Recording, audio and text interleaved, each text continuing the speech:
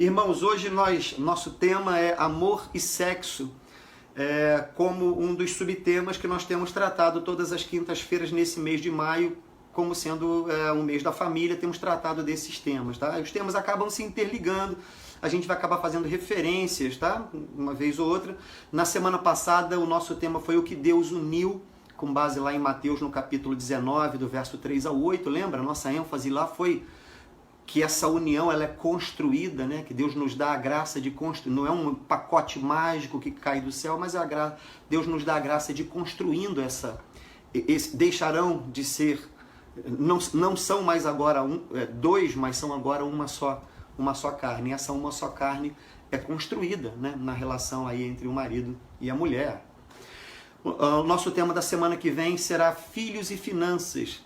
Temas de famílias são amplos, eu sei. O nosso desejo era que a gente pudesse falar largamente sobre uma porção de coisa, mas o nosso tempo é curto. Então a gente procurou juntar temas diferentes. Michele, minha amiga, seja bem-vinda, que legal. Hoje é aniversário da Carla, né, da Carluxa, depois dá uma ligada para ela, colega de trabalho, minha amiga Michele. Fica com a gente o tempo que você puder aí, tá bom? Mas enfim, então os temas acabam se juntando assim para a gente poder remir o tempo, né? Seria muito mais legal se a gente pudesse tratar, obviamente, muito mais interessante se a gente pudesse tratar pessoalmente, olho no olho, trocando ideias, levantando prós e contras do que vai sendo dito. Teríamos um tempo mais largo, mas é o que está dando para a gente. Rendamos graças a Deus pela oportunidade que temos. Seja bem-vindo, Ismael, que bom te ver. Isa, seja bem-vinda. A nossa leitura de hoje vai ser na primeira epístola aos Coríntios, no capítulo 13. Abre lá comigo. Famosa carta magna do amor. Primeira epístola aos Coríntios, capítulo 13. Que bom, Fátima, que bom que você está gostando. Que bom, fica com a gente. Seja bem-vinda. 1 Coríntios 13. Famosa carta magna do amor. Abre lá sua Bíblia, que eu espero. Boa noite, Isa. Deus te abençoe. Então vamos lá. 1 Coríntios 13 diz assim: ainda que eu fale as línguas dos homens e dos anjos, se não tiver amor, serei como o bronze que soa ou como o símbolo que retine, ou seja, serei como um sino que bate sem que se entenda o que está acontecendo. Ainda que eu fale a língua dos homens e dos anjos, se eu não tiver amor, eu serei como um instrumento que bate sem se entender o que está saindo dali, daquele som. Verso 2. Ainda que eu tenha o dom de profetizar e conheça todos os mistérios e toda a ciência, ainda que eu tenha tamanha fé a ponto de transportar montes, se não tiver amor, nada serei. E ainda que eu distribua todos os meus bens entre os pobres, e ainda que entregue o meu próprio corpo para ser queimado, se não tiver amor, nada disso me aproveitará. O amor é paciente, é benigno. O amor não arde em ciúmes, não se ufana, não se ensoberbece, não se conduz inconvenientemente, não procura os seus interesses, nem se exaspera, não se ressente do mal, não se alegra com a injustiça, mas regozija-se, alegra-se com a verdade. Tudo sofre, tudo crê, tudo espera, tudo suporta. O amor jamais acaba. Mas havendo profecias, desaparecerão, havendo línguas, cessarão, havendo ciência, passará, porque em parte conhecemos e em parte profetizamos. Quando, porém, vier o que é perfeito, então o que é em parte será aniquilado. Quando eu era menino, ou menina, quando eu era criança, falava como criança, sentia como criança e pensava como criança. Quando cheguei a ser adulto, quando cheguei a ser homem ou mulher, desisti das coisas próprias de criança.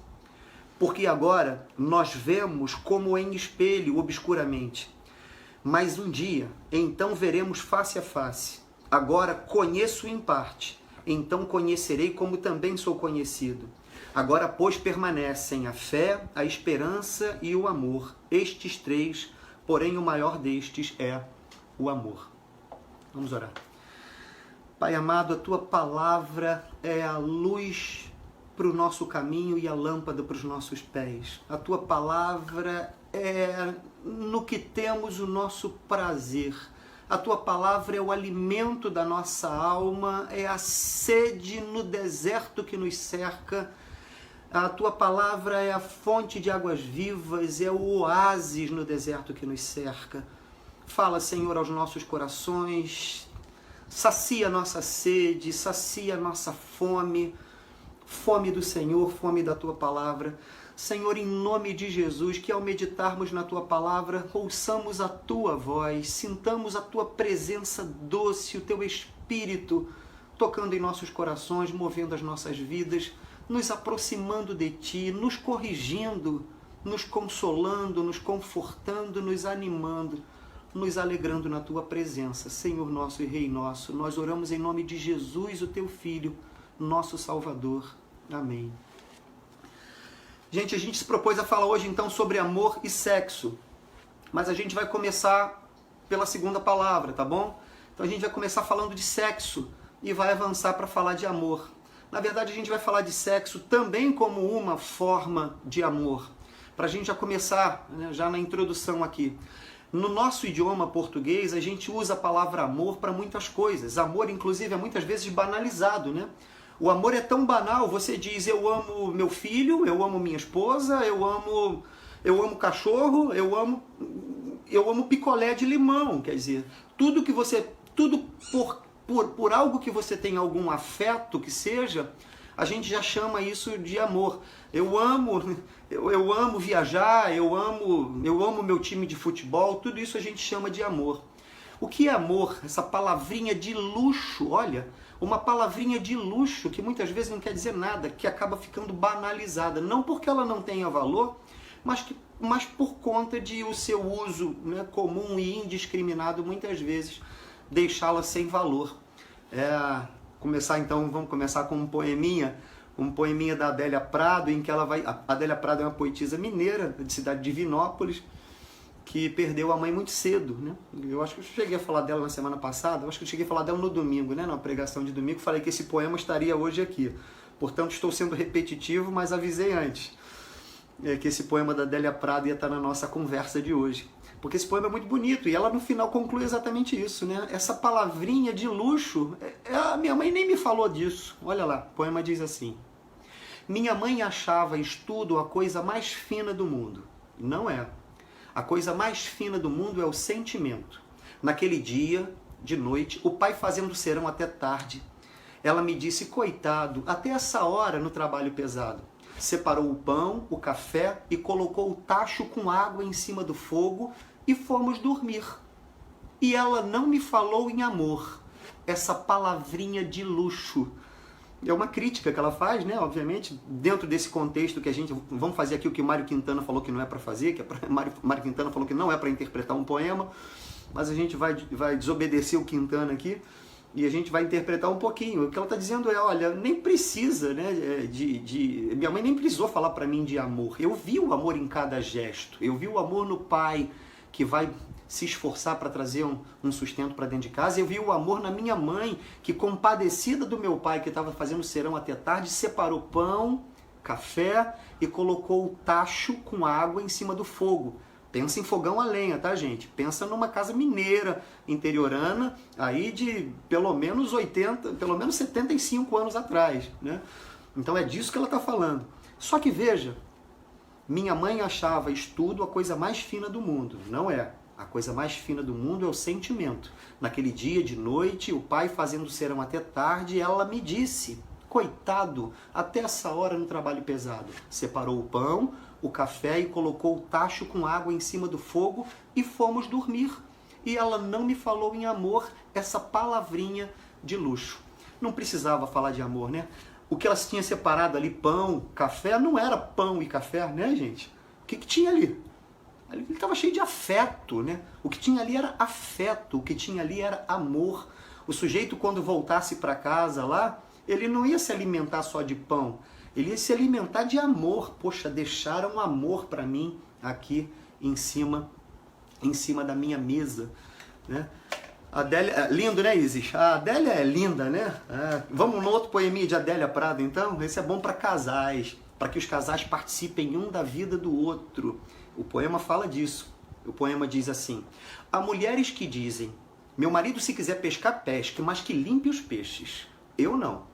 Qualquer hora do dia ou da noite me levanto e ajudo a cortar, escamar, salgar. Tão bom nós dois sozinhos na cozinha. De repente os cotovelos se tocam e ele diz coisas como: esse foi difícil, prateou no ar dando rabanadas, e faz os gestos com a mão.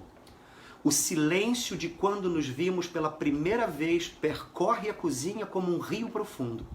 Uma vez os peixes postos na travessa, vamos deitar. Coisas prateadas espocam. Somos outra vez noivo e noiva.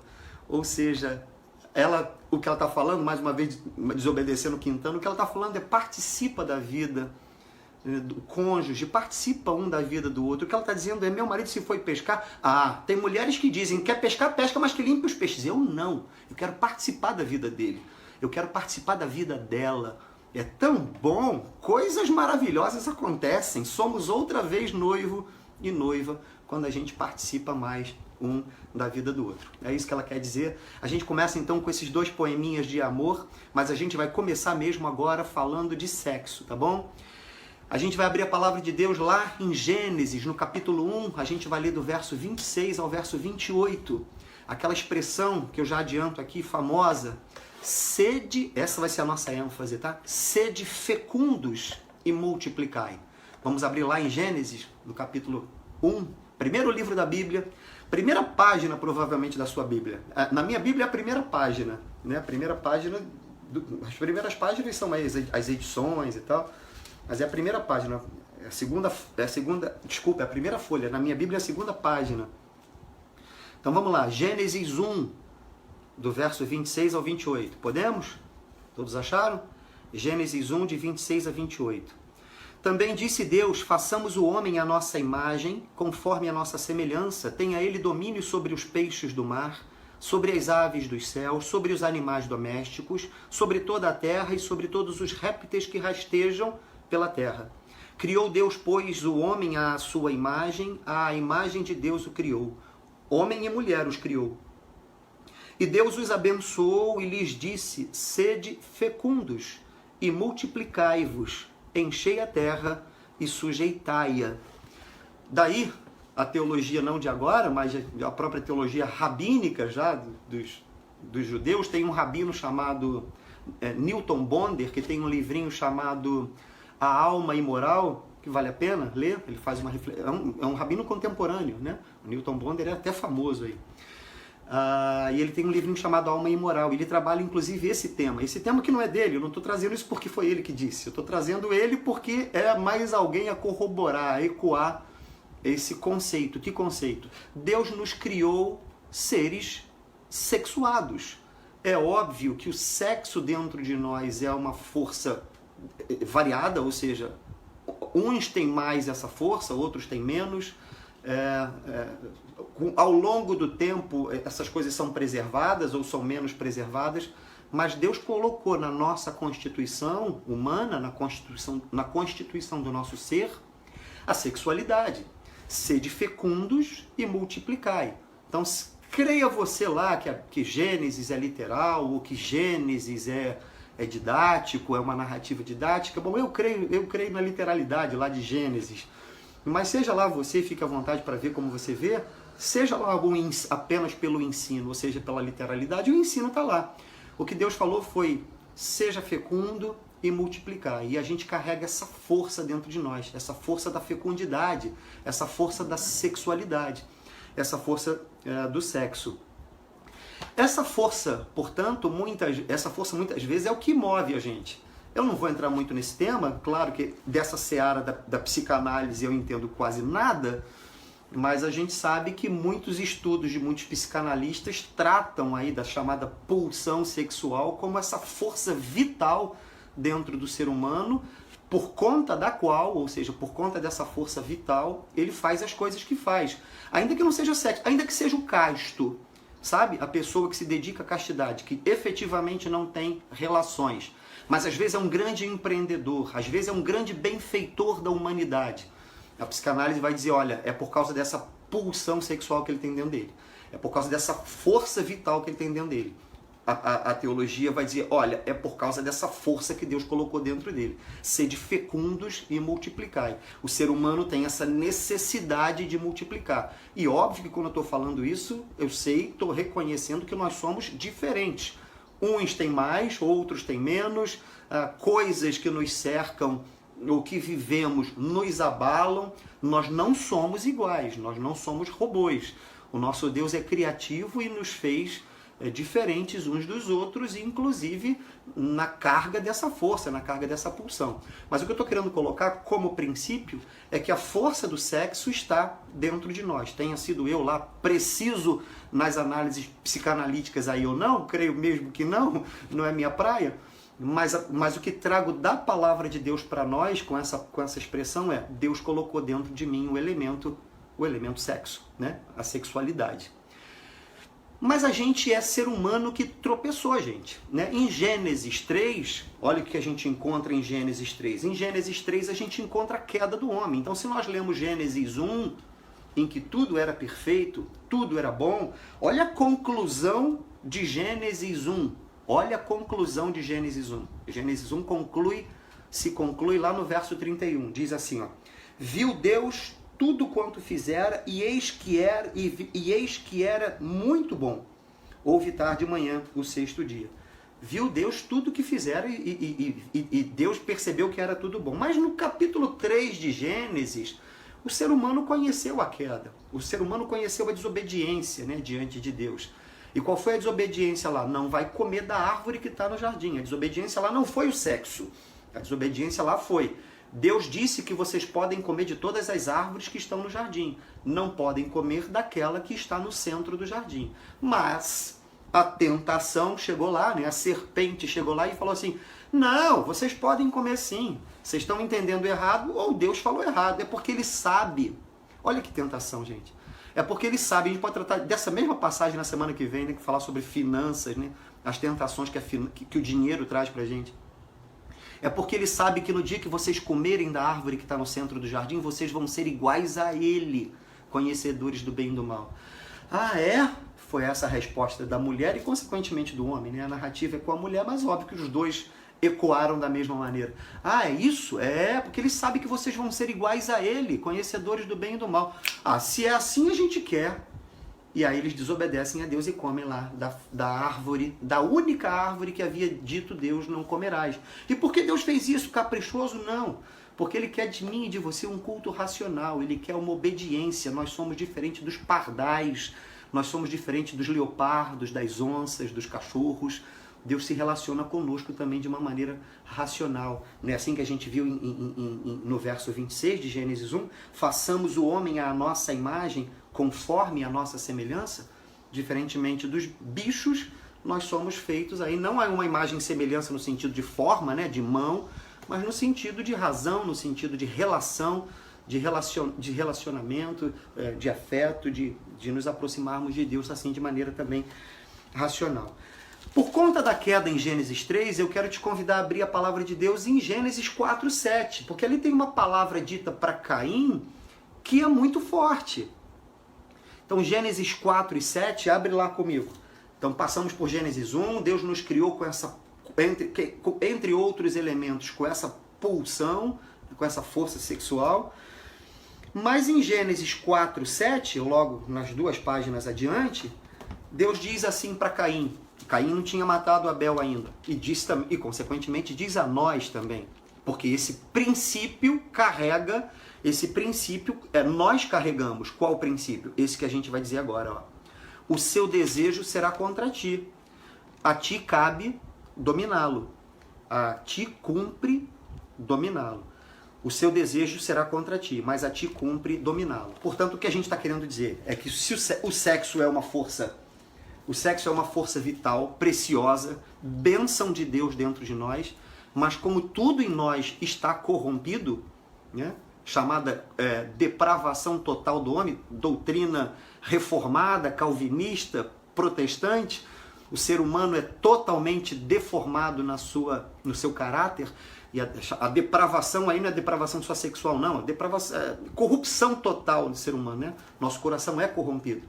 Fomos corrompidos nos nossos afetos, fomos corrompidos no nosso amor, né? Tanto que mais tarde a gente vai ver Jesus falando uma palavra interessante, quando alguém fala assim para ele, olha, Senhor, qual é o maior dos mandamentos? E aí Jesus diz assim, o maior dos mandamentos é amarás o Senhor teu Deus com todo o teu coração, toda a tua alma, toda a tua força, e o teu próximo como a ti mesmo. Aí a gente olha para essa passagem e fala assim, ai, que beleza, que lindo, né? Porque eu pensei que o mandamento de Deus fosse algo muito maior. Gente, para e pensa, lê do engano. Agora Jesus aumentou o nível agora é o amor. Que amor? O amor que a gente não encontra dentro da gente.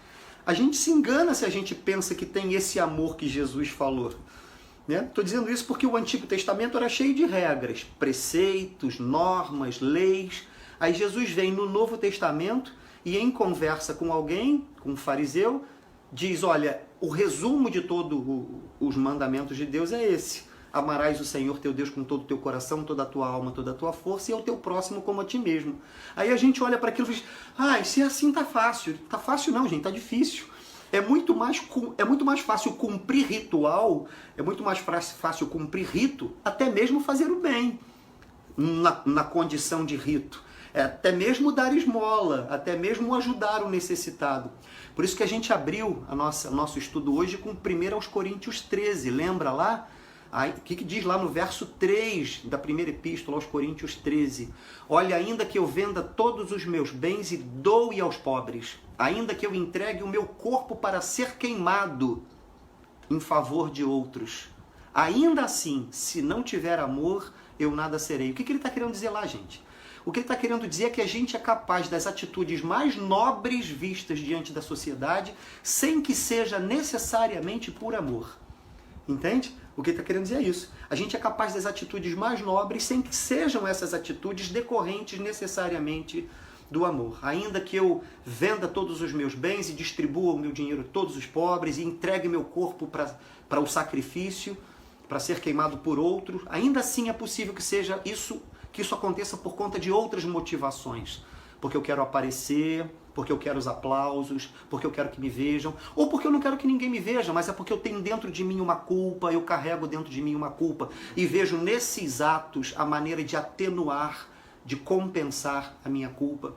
Por isso, quando Jesus diz, é preciso amar, ficou mais difícil. Aí eu digo para ele, Senhor, então eu preciso mais da tua graça, porque agora o sarrafo, né? O nível está mais alto para eu pular. Como é que vai ser? Não tem como. Né? Se o Antigo Testamento, com a sua lei, já me chamava para eu aceitar a sua graça, a graça do Senhor, o preço pago pela minha salvação, agora que ele diz que a lei é o amor, ficou pior ainda. Entendeu? Estou falando isso que às vezes a gente diz, então agora está fácil para mim. Não, para e pensa. Agora está difícil. Até porque ele fala para que nós nos amemos uns aos outros, assim como ele nos amou. Mas voltando então aqui a Gênesis no capítulo 4, no verso 7. Olha, o seu desejo será contra ti e a ti cumpre dominá-lo. Então essa pulsão sexual, essa força do sexo, que é bênção de Deus, colocada dentro de nós, está também corrompida e a nós cabe dominar. Porque de um lado o sexo é uma bênção dentro do casamento. Para o sexo fora do casamento, a palavra de Deus tem duas expressões para isso. Ela chama de fornicação, e a fornicação é o sexo da pessoa não casada, e ela chama de adultério. O adultério é o sexo da pessoa casada numa relação extraconjugal. E em ambos os casos, a palavra de Deus nos chama para nos refrearmos, para nós não defraudarmos o nosso irmão. O desejo de Deus é a nossa santificação. Mas voltando aqui, olha, o nosso desejo será contra nós, mas a nós cumpre dominá-lo. Onde que nós vemos uma expressão chamada domínio próprio? Escreve aí. Em que passagem? Está lá em Gálatas. Escreve para mim onde é que está a expressão chamada domínio próprio. Por que eu estou dizendo isso? Porque se por um lado a palavra de Deus diz, olha, por conta do pecado, o meu desejo será contra mim, muitas vezes ele vai me trair, a mim cabe dominá-lo, lá no Novo Testamento, eu sei que o auxílio do Espírito Santo, eu sei que o auxílio da presença de Deus, o fruto do Espírito é, entre outras coisas, domínio próprio. Portanto, é importante que, com essa força que a gente tem dentro da gente, que a gente saiba se educar. A gente vive numa sociedade hoje bastante erotizada, né? Uma propaganda de qualquer coisa tem ali o símbolo do erotismo, né? Dos corpos masculinos ou femininos, mas tem ali o símbolo do erotismo. A gente vive numa sociedade erotizada. A nossa sociedade é bruta, gente. A nossa sociedade é tosca em muitas coisas, né? E a nossa sociedade é bruta, tosca, pega essa força que é fundamental dentro de nós. Imagina o que ela não faz. Essa coisa tosca, essa coisa bruta. Estamos afastados de Deus, né? A gente precisa da sua graça, a gente precisa se voltar para Ele. A sociedade é afastada de Deus. A gente fala em Deus com os lábios, nossos corações muitas vezes estão longe dele. A gente fala em Deus num momento de pandemia porque a gente quer se safar, a gente quer se livrar de alguma coisa. É preciso que nossos corações se quebrantem diante do Senhor, que a gente saiba educar, reconhecer que existe e educar essa força dentro de nós. É importante aqui que a gente saiba entender que pensar não é pecar. Aí eu vou trazer a frase lá do Martinho Lutero, famosa: eu não posso impedir que pássaros sobrevoem a minha cabeça, mas eu posso impedir que eles pousem na minha cabeça. E agora vai uma frase de Ricardo, Ricardo sou eu, que acrescenta a do Lutero: se por acaso eles pousaram na minha cabeça, ora, então eu posso impedir que eles façam ninhos. Entendeu o que eu estou querendo dizer com isso? Eu estou querendo dizer com isso que, se por acaso você é assaltado por pensamentos dessa natureza que te constrangem, que te incomodam, ora, saiba que isso está na sua natureza, isso está na nossa natureza. A nós cabe dominar, a nós cabe educar os nossos sentidos, a nós cabe não ficar nos estimulando nas condições em que não dá para ser. Como, por outro lado, podemos, aos casados, que se estimulem nas condições que dá para ser. Olha, vamos abrir comigo lá em Provérbios, no capítulo 5, falando, é um tema rico, amplo, a gente não vai nunca, né, esgotar, tentar tratar da maneira mais ampla que a gente puder nesses 20 minutos que a gente tem aí, tá bom? Provérbios 5, falando aí sobre o adultério, sobre a fornicação, né, que é o sexo do não casado, portanto, na verdade, o sexo é bênção dentro do casamento. Dentro do casamento ele é bênção de Deus. Ele é isso aí, Cristiane. Gálatas 5:23, fruto do Espírito. Dentro do casamento ele é para diversão do casal. O sexo não é para procriação apenas, é para alegria do casal. A gente vai ver isso daqui a pouco. Mas fora do casamento ele é fornicação ou adultério. E a palavra de Deus nos chama exatamente para o contrário a isso. Olha lá o Provérbios capítulo 5, no verso 3. É o pai falando para o filho, né? Vamos ver desde o verso 1, olha. Provérbios 5. Filho meu, atende a minha sabedoria, a minha inteligência, inclina os ouvidos para que conserves a discrição e os teus lábios guardem o conhecimento. Olha isso. Olha isso. Porque os lábios da mulher adúltera destilam favos de mel. A gente vai falar aqui numa perspectiva do homem para a mulher, né? A palavra de Deus ela tem uma narrativa masculina. Se é machista, não sei, mas masculina e inegavelmente ela é. Mas óbvio que agora a gente não está nesse contexto não é para o homem. Portanto, isso aqui é para o homem ou para a mulher. Então é filho meu ou filha minha. Porque os lábios da mulher adúltera destilam favos de mel. Ou, olha, cuidado, minha filha, com o adúltero, porque os seus lábios destilam favos de mel. Cuidado, meu filho, com a mulher adúltera. Não se iluda, não caia na sua garra, não caia na sua lisonja. Lisonja é esse elogio com segundas intenções, né? Olha lá, porque os lábios da mulher adúltera, ou os lábios do homem adúltero, destilam favos de mel, e suas palavras são mais suaves que o azeite. Mas o fim dela é amargoso como o absinto, agudo, fere como a espada de 2 gumes. Os seus pés descem à morte, os seus passos conduzem-na ao inferno.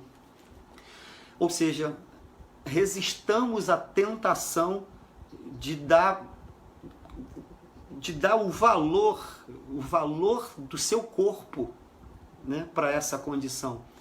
Que a gente vai ver daqui a pouquinho na primeira epístola aos Coríntios, no capítulo 6, no verso 9. O seu corpo é templo do Espírito Santo. O seu corpo é morada de Deus. A gente está num momento de pandemia em que ninguém está se reunindo no espaço físico da igreja, né? Mas a gente já sabe disso. Deus não habita lá na igreja, né? Onde Deus habita? Aí, no seu coração. Aqui, Deus habita em nós. Olha o verso 8.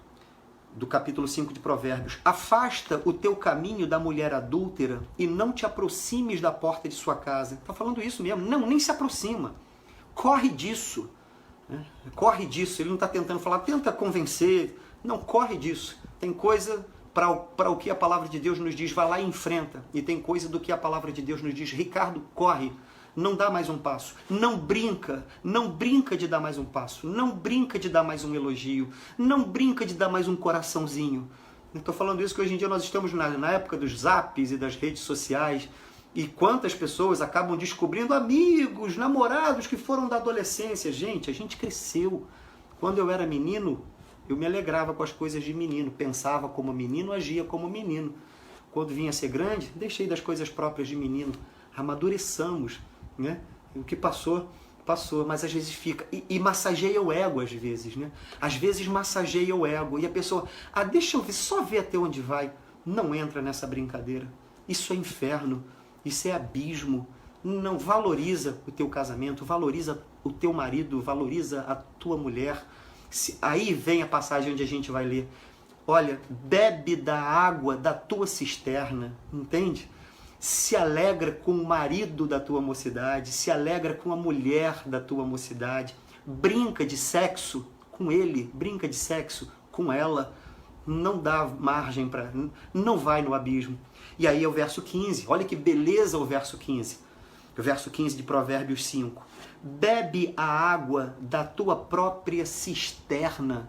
Confere lá com Eclesiastes 9:9, que ele vai dizer a mesma coisa. Se alegra com a mulher da tua mocidade, se alegra com a tua mulher, se alegra com o teu marido. Olha o verso 15, mais uma vez. É de sexo que ele está falando. Ele está falando de sexo, não está falando de jogar baralho. É claro que é mais do que isso, né? Mas no tema que a gente está tratando. Olha, bebe a água, o contexto é bem esse, não se alegra, não vai atrás da adúltera. Verso 15, bebe a água da tua própria cisterna e das correntes do teu poço. Poético, né? Mas ele está falando se alegra com o teu cônjuge. Derramar, ainda traz essa reflexão, ainda faz essa provocação filosófica. Ó. Derramar-se-iam por fora as tuas fontes e pelas praças os ribeiros de água. Você ia jogar fora essa coisa preciosa que é sua e dela, que é sua e dele? Sejam para ti somente e não para os estranhos contigo. Seja bendito o teu manancial. Olha isso, gente. Seja bendito o teu manancial e alegra-te com a mulher da tua mocidade. Hebreus 13:4 tem uma expressão que diz lá, seja bendito o matrimônio e o leito sem mácula. Se você está fazendo estudo, anota aí, ou então confere lá. Ecoando esse verso 18, seja bendito o teu manancial e alegra-te com a mulher da tua mocidade, corça de amores e gazela graciosa, saciem-te os seus seios em todo o tempo, embriaga-te sempre com as suas carícias.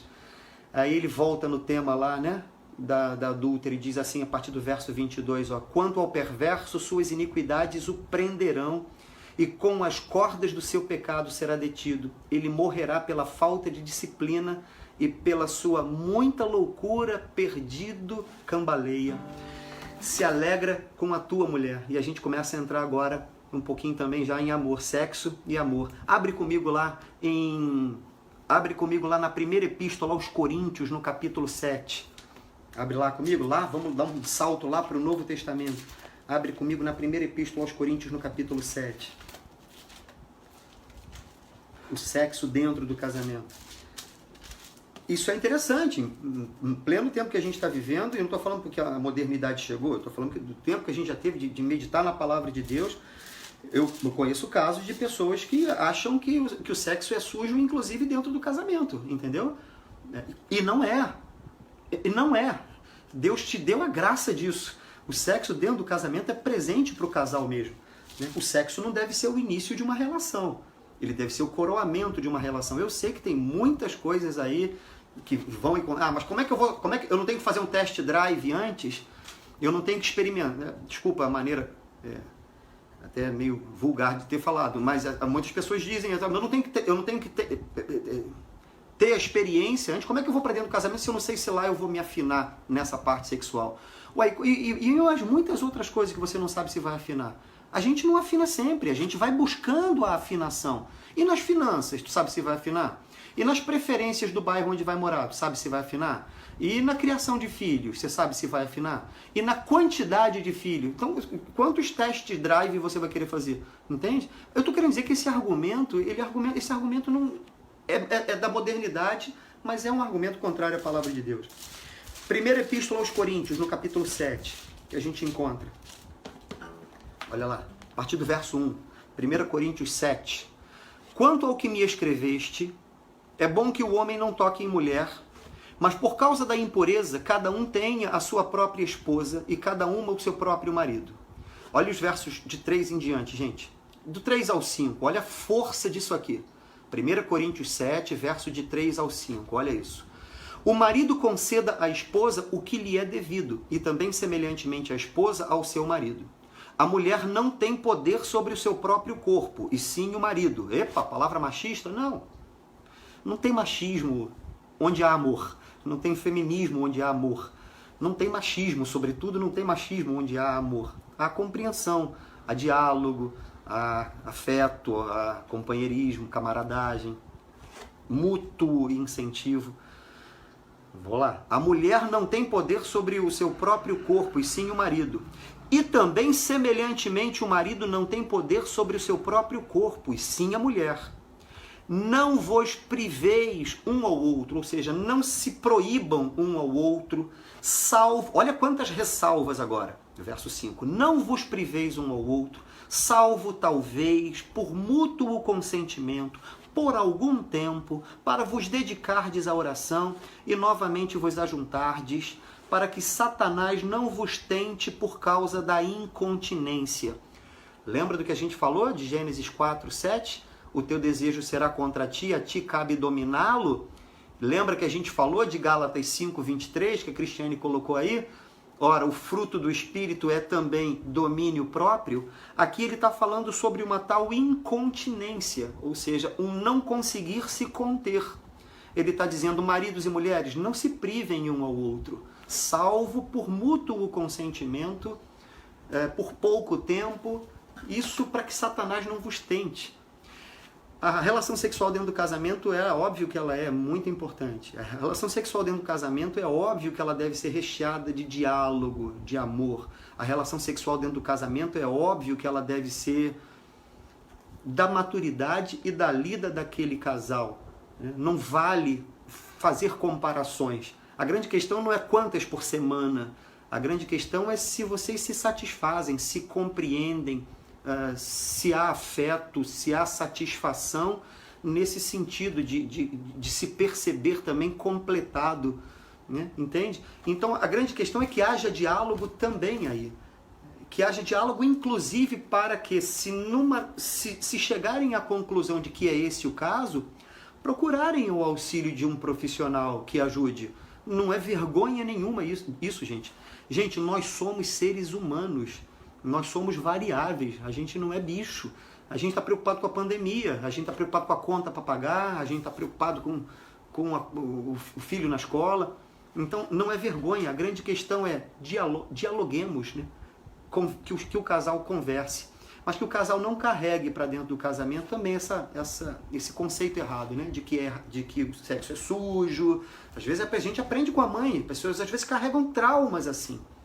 Às vezes pessoas sofreram traumas na adolescência, na infância, por abusos que precisam ser compreendidas, né? Homens ou mulheres, né? Há homens héteros que sofreram abuso na infância e são héteros, mas carregam complexos traumas dessas coisas. Coloquemos diante do Senhor, nos tratemos diante do Senhor e sejamos humildes, havendo a necessidade de um auxílio de um profissional. Busquemos, orientemos né, o cônjuge, se for o caso, procurar um profissional também nessa área. Mas antes disso eu queria falar um pouquinho mais sobre aquela coisa lá do Provérbios 5. Nós somos casa do Senhor, né, templo do Espírito Santo. Olha aqui o verso, capítulo Coríntios, 1 Coríntios 6, a partir do verso 12, olha. Todas as coisas me são lícitas. Olha, 1 Coríntios 6, de 12 em diante. Olha, todas as coisas me são lícitas, mas nem todas convêm. Todas as coisas me são lícitas, mas eu não me deixarei dominar por nenhuma delas.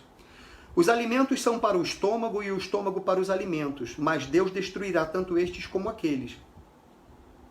Porém, o corpo não é para a impureza, mas para o Senhor, e o Senhor para o corpo. Deus ressuscitou o Senhor e também nos ressuscitará a nós pelo seu poder. E aí vem o verso 15, olha. Por acaso vocês não sabem que os seus corpos são membros de Cristo? E eu, porventura, tomaria os membros de Cristo e os faria membros de meretriz, membros de prostituta? Não, absolutamente não. Você é um servo do Senhor, você é uma serva do Senhor. Eu sei que a cultura da nossa sociedade, dos tempos atuais, grita no teu ouvido outra coisa. Que você está gostoso, que você está gostosa, que você precisa testar para ver se outros vão te olhar, que você precisa testar. Não cede, é mentira do diabo. Você é um servo do Senhor, você é uma serva do Senhor, seu corpo é para a glória de Deus, para a honra de Deus. Dialoga com seu cônjuge, fala das suas carências. Cônjuge, por favor, se quebranta. O cônjuge ou cônjuja, eu sei que não existe, né? Mas brincadeira aí. Ou seja homem ou seja mulher, aquele com quem compreendam-se, dialoguem um com o outro. Não sabeis que os vossos corpos são membros de Cristo? E eu, porventura, tomaria os membros de Cristo e os faria membros de uma meretriz? Absolutamente não. Ou não sabeis que o homem que se une a uma prostituta forma um só corpo com ela? Ou não sabeis que a mulher que se une em prostituição com alguém forma um só corpo com ele? Porque como se diz, não são dois, mas uma só carne. Passagem que a gente leu na semana passada. Mas aquele que se une ao Senhor é um espírito com ele. Fugir da impureza. Qualquer outro pecado que uma pessoa comete é fora do corpo. Mas aquele que pratica a imoralidade peca contra o próprio corpo. Acaso vocês não sabem que o vosso corpo é santuário do Espírito Santo? Verso 19. Acaso vocês não sabem que o vosso corpo é morada de Deus? É santuário. O santuário do Espírito Santo não é a Rua Tinharé 120. O santuário do Espírito Santo são os nossos corpos. É você, sou eu. Acaso não sabeis que o vosso corpo é santuário do Espírito Santo, que está em vós, o qual tendes da parte de Deus, e que vocês, e que não sois de vós mesmos, nem de nós mesmos nós somos. Somos do Senhor, porque fostes comprado por preço. Agora, pois, glorifiquem a Deus no vosso corpo.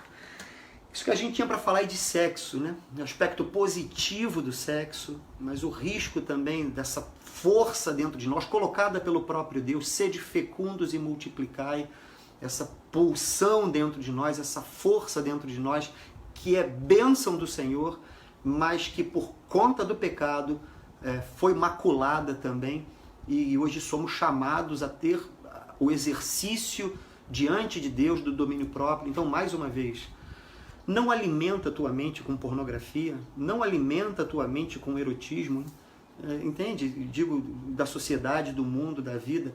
Sai mesmo, sai, desliga, aperta o botão de sair do site, do filme, enfim, não vai, não dá mais um passo. O coração da gente é educado, o coração da gente se educa. E é nesse sentido que eu quero falar então agora do amor, de um outro amor. E a gente vai falar um pouquinho de amor nos seguintes aspectos, né? A gente começou falando que amor, a palavrinha de luxo, citou o poema da Adélia Prado lá. No nosso idioma a gente fala: eu amo minha esposa, eu amo meus filhos, eu amo meu cachorro, eu amo picolé de limão, tudo, qualquer afeto é amor. Mas na Bíblia a palavra amor aparece em contextos diferentes, em expressões diferentes. Então na palavra de Deus a gente vê amor pelo menos aí em quatro em 4 aspectos, né? O amor erótico, o eros, que é amor, não deixa de ser amor. Nós estávamos falando também de amor. O amor erótico tem como característica, o amor erótico tem uma característica muito egoísta. O amor erótico tem a ver com desejo. Essa definição, na verdade, nem é da Bíblia, essa definição vem lá de Platão. Já ouviu falar em amor platônico? O que quer dizer amor platônico? Amor platônico é o amor pelo que eu não tenho, é o amor à distância. Para Platão, amor era desejo. E desejo é aquilo que a gente tem por aquilo que a gente não... Desejo é aquilo que a gente tem por aquilo que a gente não tem. Então, se eu desejo algo, eu amo esse algo, mas quando eu obtenho esse algo, isso deixa de ser objeto do meu desejo. Já não desejo mais, já tenho, né? Desejo do que não tenho. Então, o amor erótico carrega muito essa perspectiva, que ela é, de certa forma, egoísta. Outro tipo de amor, que é tratado na palavra de Deus, é uma expressãozinha chamada storge, que tem mais a ver com afeto, que é mais esse amor primitivo também. Quer ver? É um amor de pai para filho, é um amor de filho para pai, é um amor natural.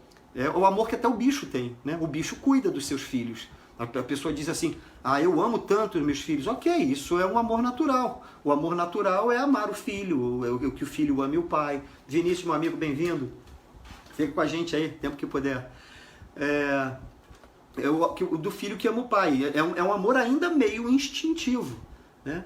A gente dá a ideia do amor instintivo. Há pouco tempo atrás passou um desses canais de comportamento de bicho, né? Uma cena muito interessante. Eu acho que deve estar aí no YouTube, deve dar para ver. Era uma leoparda fêmea de 2 anos de idade, a reportagem mostrava isso. E tinha um macaco babuíno alimentando a cria. O macaco, a mãe, alimentando a cria. É chocante. A leoparda lá atacou o babuíno adulto. Mas não percebeu que ele estava com cria. E viu a cria cair no chão. O babuíno morreu, a mãe morreu. Mas aquela fêmea felina que estava ali, diz a reportagem, despertando seus instintos maternos, pegou aquele babuínozinho, levou para cima da árvore e envolveu, protegeu aquele macaquinho, aquele filhote. Aí eu te pergunto, ela foi má porque matou o babuíno grande?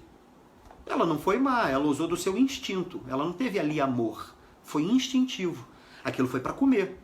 E a pergunta serve na sequência. Ela foi boa, ela foi boazinha, ela foi amorosa porque pegou o filhote do babuínozinho e foi tratar como filho? Também eu não sei como é que ficaram nos outros dias, né? Mas naquele primeiro momento ela tratou como filho. Também ela não foi boa, ela usou o seu instinto materno. Então esse amor aí, esse storge, né, tem mais essa característica de um amor meio instintivo também. Ora, eu não mato meus filhos, óbvio que não. Né? Eu amo meus filhos, isso já está meio na natureza. Mas é possível que tenha gente que não ame os filhos. Eu sei, mas isso não é o natural, concorda? Isso não é alguma patologia aí. Não é o natural. O natural é ou algum trauma, ou algum complexo, ou alguma... Enfim, não é o normal. Né? Numa relação normal, o bicho trata a sua cria. O outro amor, falamos do eros, do storge, o outro amor é o que eles chamam de fileu, né? Que é o amor fraterno, é o amor entre amigos. E o outro amor é o amor ágape. Na verdade, a palavra a gente costumou falar ágape, mas há quem conteste, a palavra mesmo é agape, né? Mas a gente está tão desacostumado a ouvir agape, a expressão é agape, o acento é no segundo A do grego lá. É uma expressão grega que quer dizer esse amor, que é o amor de Deus, o amor, preste atenção nisso, o amor outrocentrado, o amor com o centro em outro. Então, enquanto esses outros amores mencionados anteriormente, o amor, o eros, o fileu, o storge, são um amor meio centrados em mim, eu amo porque me agrada, eu amo porque, e muitas vezes quem me agrada é a figura que eu construí, né? Muitas vezes não é aquela... Eu amo fulano, mas você conhece fulano? Porque se você for conhecer fulano mais a fundo, talvez você não vá amá-lo tanto. Talvez você ame uma imagem que você projeta no fulano, né? Mas o ágape é um amor chamado outrocentrado, é o amor atribuído ao amor de Deus, é a palavra que aparece lá em Coríntios, no capítulo 13, na passagem que a gente leu aí no início. Se não tiver amor, nada serei. É para esse amor que nos chama, essa palavra, amor, que a gente encontra, por exemplo, na primeira epístola de João, no capítulo 7, no verso 4, amados, amemos uns aos outros, porque Deus é amor. Quem não ama não conhece a Deus, sabe? Lembra dessa expressão? Amados, vamos nos amar uns aos outros, porque o amor procede de Deus.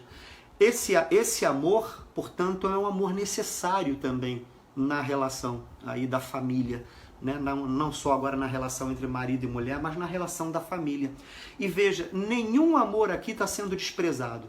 A gente não desprezou o Eros, a gente falou da importância do Eros, a gente falou da importância do storge, né? do amor de pai para filho, esse amor natureza, esse amor meio instintivo. A gente fala aqui do amor fraterno, que é eu gosto dele porque ele é legal, porque ele é gente boa. Tudo isso é necessário. E que esse amor, o ágape, seja o amor que permeia tudo isso. Seja o amor que liga a tudo isso. É esse o amor, o ágape, chamado de o vínculo da perfeição. Portanto, o Eros é legal, é bem-vindo, faz parte da gente, que a gente saiba lidar com ele. O storge, o amor de pai para filho é legal, o fraterno, o amor fraternal é interessante, mas eles têm sempre uma característica mais egoísta, né? O amor ágape tem uma característica mais altruísta, uma característica mais outrocentrada. Eu acho que essa expressão está bem interessante, ou seja, tem o centro no outro. A gente brincava, né, e Cristiane, algum tempo atrás, quando a gente comia mais doce, eu sempre fui muito formiga, né? Então chocolate, doce de leite, então, se algum dia a gente almoçar junto, aí, se você tiver doce de leite de sobremesa, eu faço vergonha. Mas aí uma vez eu estava voltando para casa, tinha um bombom Serenata de Amor no ônibus, um. E eu cheguei em casa, que a gente está assistindo, aí pode confirmar isso aí ou não.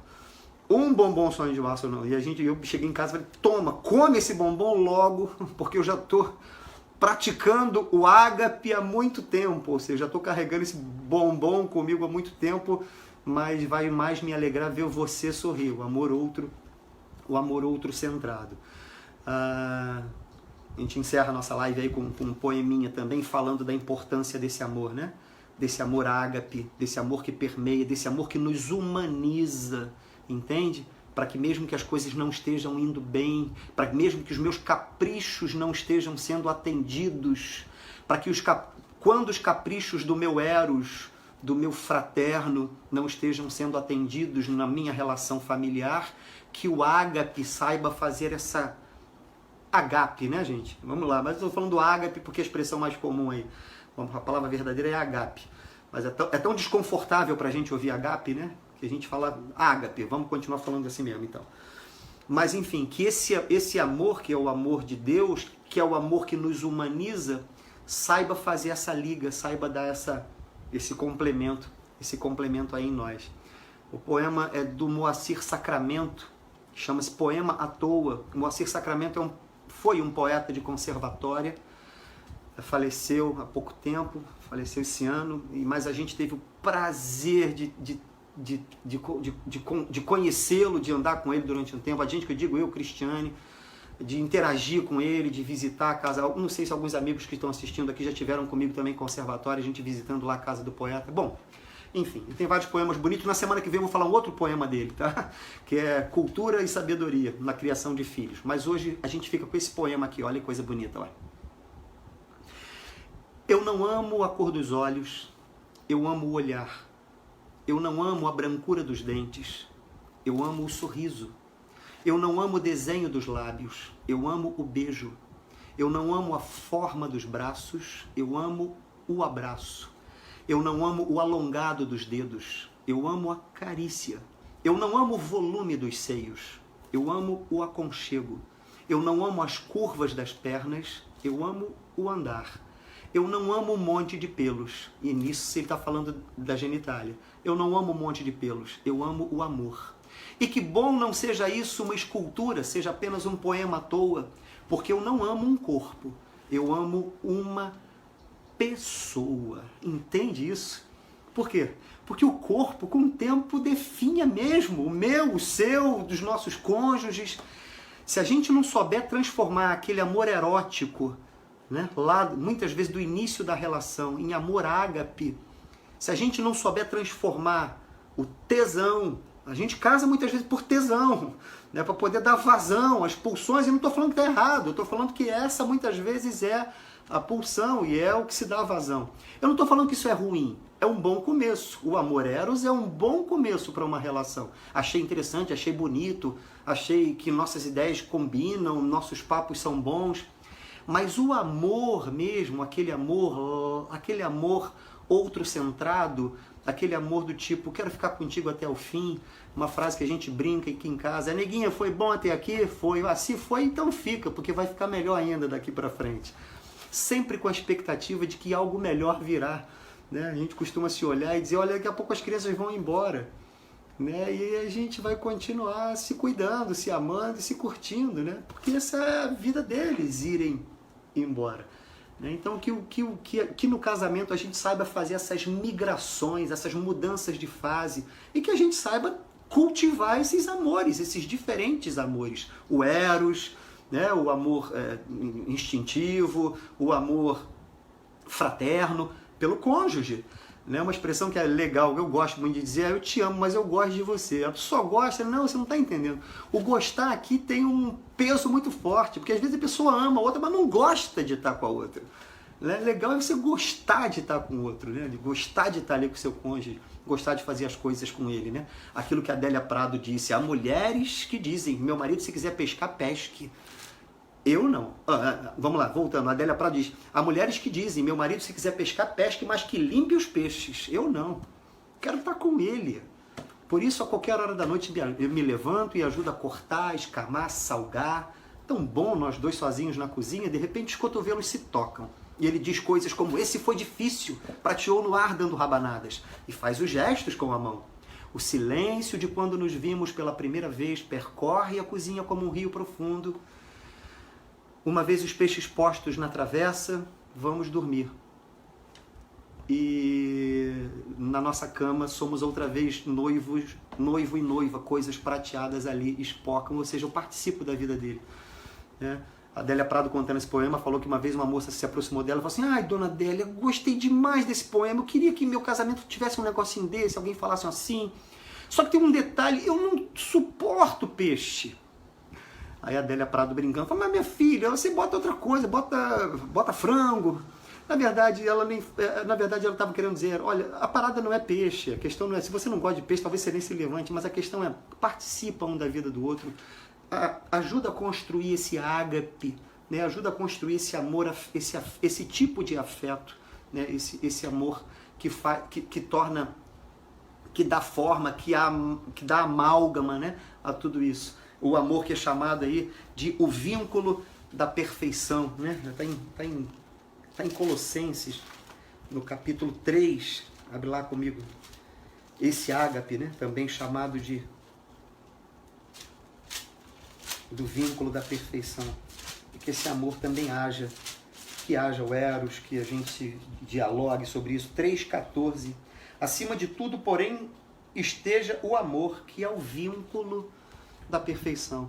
Olha, se algumas coisas já foram passadas e aí talvez você já tenham traumas, sentem, conversem, coloquem diante de Deus, se quebrantem, se olhem um para o outro, vale muito a pena. Né? Se foi bom até aqui, há de ser melhor. E se não foi tão bom até aqui, vocês têm uma história inteira para construir, coisa mais legal, coisa mais bonita aí pela frente. Que seja assim para nós, que Deus nos abençoe. Na semana que vem a gente vai falar de filhos e finanças. Imagino que seja algo interessante também para a gente tratar, tá bom?